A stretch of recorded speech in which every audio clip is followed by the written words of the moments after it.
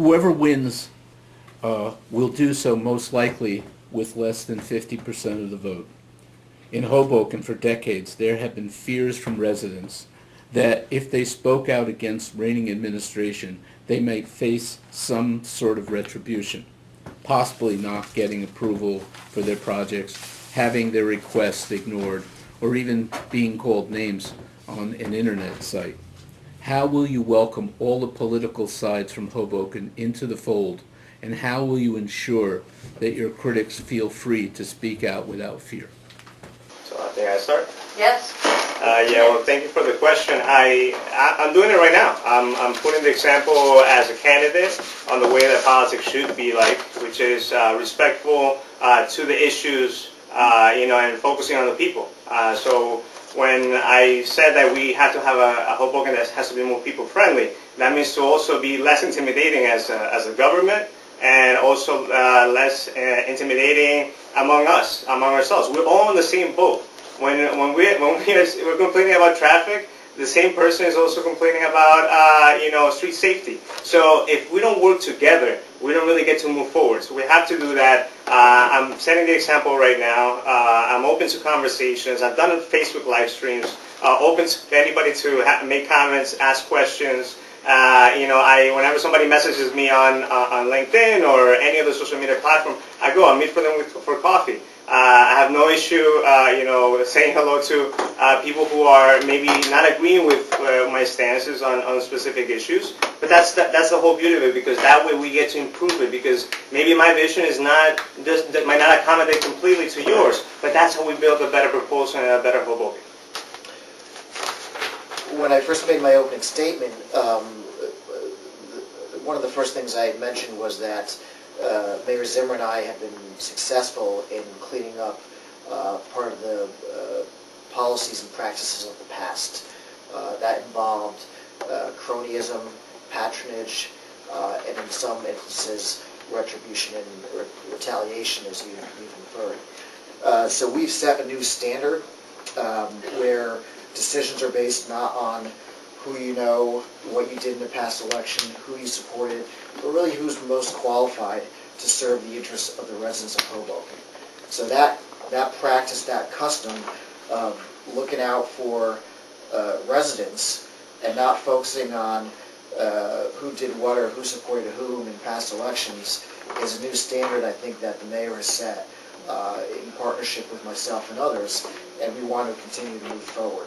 So my policy as mayor will be to look towards the interests of the community, the interests of the residents, look towards the future, not towards the past, and do what's right for the city of Hoboken. When I first got on the city council, and we were asked what subcommittees we would like to be on, the people that were on those subcommittees were essentially, for the most part, you were lucky to get one if you were not an ally with the mayor. When I became council president, I completely changed that. I made sure that everyone was involved, and I asked each council person to give me the list of their top 3 choices and try to accommodate the best I could and make sure it was a structure with people from both sides of the table on every subcommittee. If you were at my, when I announced that I was running for mayor, you would have seen in the room that I am someone who does bring people together. There were people in that room that have fought tooth and nail in meetings, city council meetings, in public meetings, whether they were a developer or a rent control advocate, and to see them all in the room supporting me makes me know that I can unify. So I believe that people will not feel intimidated by me. There will not be any retribution. It's not how I behave. And I won't stand for it in City Hall either. Cronyism in our City Hall is still very much present. It's just changed shape and name. Now it's called quote-unquote reform. It alienates people that are from the born and raised group. It alienates folks like me that are not born and raised or part of New Hoboken, somebody that represents a very large group of folks that don't have a voice in the city. I have always taken a private sector approach to the governance, but my frustration with this current City Hall under Ravi Bala and Dawn Zimmer is that our political contracts have increased fourfold. We have a number of legal fees that are unneeded. we now are looking at a city budget that is funded with studies that don't go anywhere. So when I got on the city council defeating a 21-year incumbent, nobody expected me to be here. Not Karen, not Anthony. And I know that I brought a voice to the city council that was unique and new. We've gotten a lot done. We haven't gotten some things done. But I believe that we need to continue this conversation, and it's always been one about collaboration, communication, ideas. I come from the private sector. I'm somebody that needs to get the job done at my Fortune 500 company. If I don't, we get fired. Disagreement is not an opportunity for us in the private sector, nor is it in Hoboken. So we need to create an honest dialogue about where we're going in the city and who we can include to be a part of that. And in my opinion, that's everybody. We need to give the resources I mentioned in the previous question back to the city council so that everybody, whether they agree with me or disagree with me, can do what they're elected to do, which is represent this community. I believe that we need to challenge conventional political thought. We need to use a private sector mindset, and we cannot take things personally. A mayor is going to be wrong. I'm going to say that. A mayor is going to have ideas. The council persons are going to have ideas. Freeholders are going to have ideas, and everybody will be welcome at that table. Nobody is welcome at that table except for Ravi Bala right now, and that's where Jen is frustrated, and that's where I'm frustrated, because we're working hard for our constituents as ward council people, but we don't have a seat at that table. My administration will invite everyone there. The great thing about the American system is there's checks and balances. Those that do have a right to criticize their elected officials, as long as it's in a fair way and with respect. The problem that seems to be happening in Hoboken is that these horrific bloggers who hide behind anonymous names take things personal. I don't know anybody else in this room, I can't speak for them, but I've been the recipient of a lot of personal comments recently, and it's even affected my son. So I'm all for bringing everyone to the table. I have no problem losing an election, winning an election, respecting those that are opponents. But I have a problem with those that do the dirty tricks and that take things to a personal level. And then they, as I said, hide behind them. I always, as a police officer, respect everyone. And historically, I believe that I can work. I've crossed the lines. I would walk into any organization that supported Dawn because I was the county representative, the kayak group or the Fund for a Better Waterfront. And I always go in with the open attitude, and I think that, for example, certain council people have always called me and asked me, Tiffany, Anthony, could you help me this, and anytime I always answer and I come through. I never let politics go in with the servicing and good government of the people. And hopefully we'll continue that. Thank you. All right. So, Al, thank you very much for that question because, hello, I am the example. I'm the example of that small business that was squashed for speaking up. You wrote about it. I believe the Hudson Reporter did an article, and I thank you very much for it. There is 4 people in this room. 3 of them, there's 6, by the way. There's 6 candidates. There are 3 that were on council when a subcommittee should have happened to save a business called Fuse. And I keep bringing this up because I was given a C of O that said event space / coffee house. That's gone, and no subcommittee happened, right, Michael? And I feel like I was targeted. And it's okay, because you know what? I can take it. I got 5 older brothers from Maine. I'm the youngest of 7. I can take it. As a mayor, as your mayor, I am the face of everyone's making fun of. I wasn't cool enough. I don't dress well enough. I'm a woman. I'm a rock and roll singer. You can't do this. Well, I can do it. I have been doing it, and I will do it.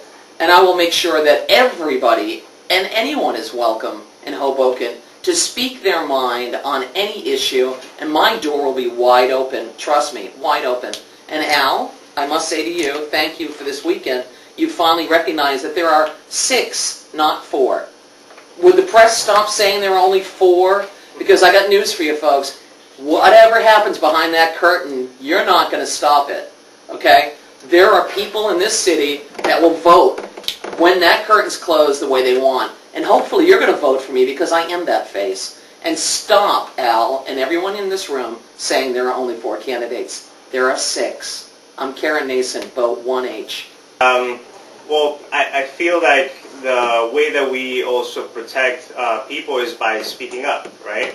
I think that being able to be open as a candidate and as an elected official and give that example is responding to every tweet, every comment that people make, because people have questions, or maybe they don't. Maybe they just have maybe they're just angry. But it's just addressing people. We're able to really make things better. At the end of the day, we are neighbors. We're first neighbors, and then we're running for office, and that's the way we have to keep it. I have to congratulate Karen Nason on that response. That was the best response in the debate. Can I get a fist Thank bump? you. Fist bump, Okay. love it. So great job there. I Thank also want to say that I too have been the victim of character assassination on the blogs.